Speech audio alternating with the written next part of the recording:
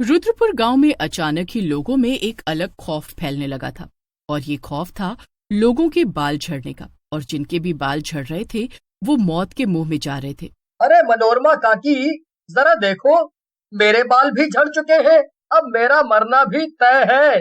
पिछली अमावस्या को 2 लोगों की मौत हुई थी ना, इस अमावस्या में ना जाने कौन जाने वाला है। अरे शाम होते ही मैं तो घर से निकलना ही बंद कर देती हूँ। मुझे इतना डर लगने लगा है कि मैं खुद का चेहरा आईने में नहीं देख पा रही हूँ। गांव के लगभग लोगों के बाल झड़ चुके हैं, वो गंजे हो चुके हैं। और आप तो जानती हैं हर अमावस्या को 2 लोग मारे जा रहे हैं। इस बार किसका नंबर है पता नहीं, और ये सब कौन कर रहा है इस बारे में किसी को कुछ नहीं पता। गांव वाले पूरी तरह दहशत में होते हैं। उन्हें अमावस्या वाली काली रात का इंतजार था, जिस रात को 2 लोग मारे जाने वाले। जो लोग मारे जाते थे वो सम्मोहित होकर जंगल पहुंच जाते और उनकी लाश जंगल में मिलती। और इस अमावस्या को भी 2 लोग मारे जा चुके थे। बस बहुत हुआ।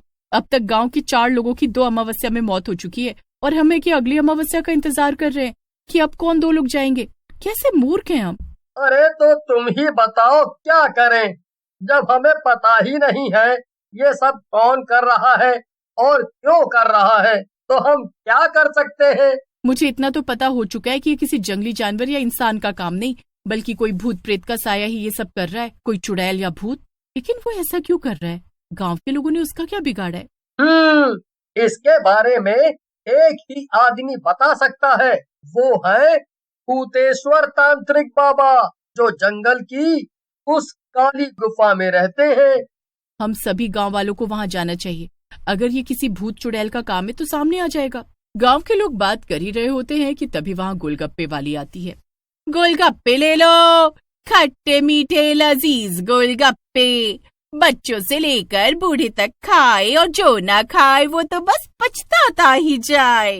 1 मिनट, अब तक कुछ लोग ऐसे भी हैं जिनके बाल अभी भी वैसे के वैसे ही हैं, और जिस किसी ने इस गोलगप्पे वाली के गोलगप्पे खाए हैं उसके ही बाल झड़ रहे हैं। कहीं ये गोलगप्पे वाली कोई राज अपने अंदर समेटे तो नहीं बैठी। मुरारी काका, रामपाल काका, सुलोचना काकी, ये लोग गोलगप्पे से दूर भागते। इन्हें बाहर की चीज पसंद नहीं। और बाकी गांव के बच्चे, बूढ़े, जवान सभी ने इस औरत के गोलगप्पे खाए हैं। और जब से ये औरत गोलगप्पे बेचने आने लगी है तभी से लोगों के बाल झड़ने लगे हैं, करीब 1 महीने से। अब गांव के लोग उस गोलगप्पे वाली पर नजर रखने लगते हैं।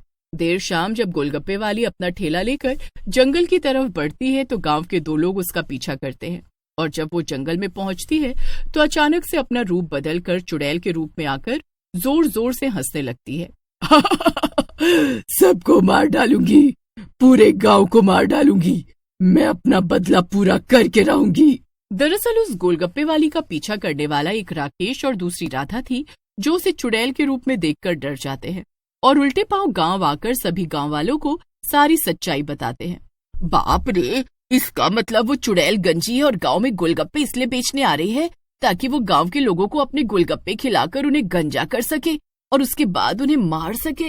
अभी सोचने वाली बात ये है कि क्या वो गोलगप्पे वाली चुड़ैल का इस गांव से कोई नाता है? कुछ तो होगा। तभी तो वो यहाँ के गांव वालों से बदला लेने आई है। मुझे याद करने का समय दो। मेरी उम्र 70 साल हो चुकी है, इसीलिए मेरी याददाश्त थोड़ी धुंधला गई है। मनोरमा अब सोचने लगती है। गांव के लोग मनोरमा के याद करने के इंतजार में होते हैं कि मनोरमा कुछ तो बताए कि आखिर उस गोलगप्पे वाली गंजी चुड़ैल का इस गांव से क्या नाता है।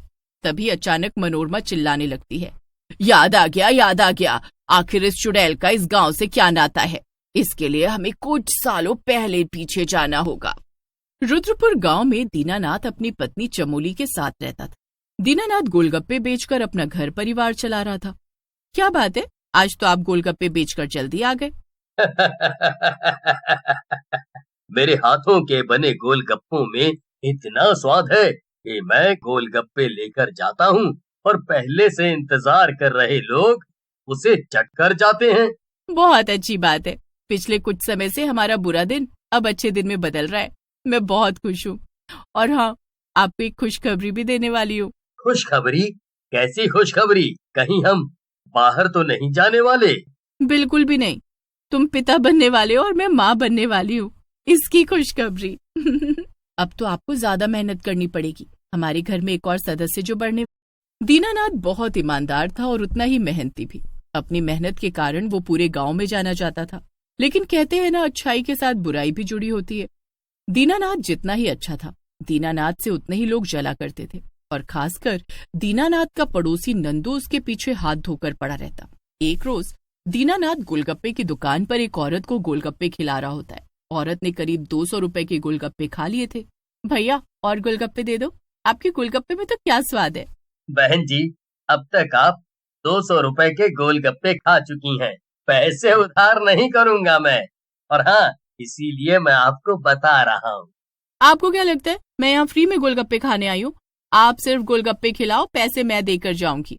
जी ठीक है, ये लीजिए आपके तीखे गोलगप्पे। 200 से ज्यादा के गोलगप्पे खा लिए मैंने। अब तो कुछ करना होगा। वैसे भी नंदू भाई साहब ने मुझे कल ही बताया था कि दीनानाथ भाई साहब कुछ ज्यादा ही ईमानदार है।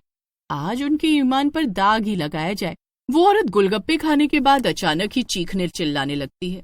जब तक दीनानाथ को कुछ समझ आता, वहाँ गांव के लोग इकट्ठा हो जाते हैं, खासकर नंदू भी। अरे बहन, क्या हुआ? क्यों चिल्ला रही हो? तुम ठीक तो हो ना? है? बिल्कुल भी नहीं। इन्होंने मुझे गोलगप्पे खिलाने के बहाने छूने की कोशिश की है। और जरा देखो, मैंने इन्हें कहा कि मैं अपने गोलगप्पे के 200 रुपए दे दूंगी, तो ये कहते कि उसकी क्या जरूरत है। एक बार मेरी बात मान लो।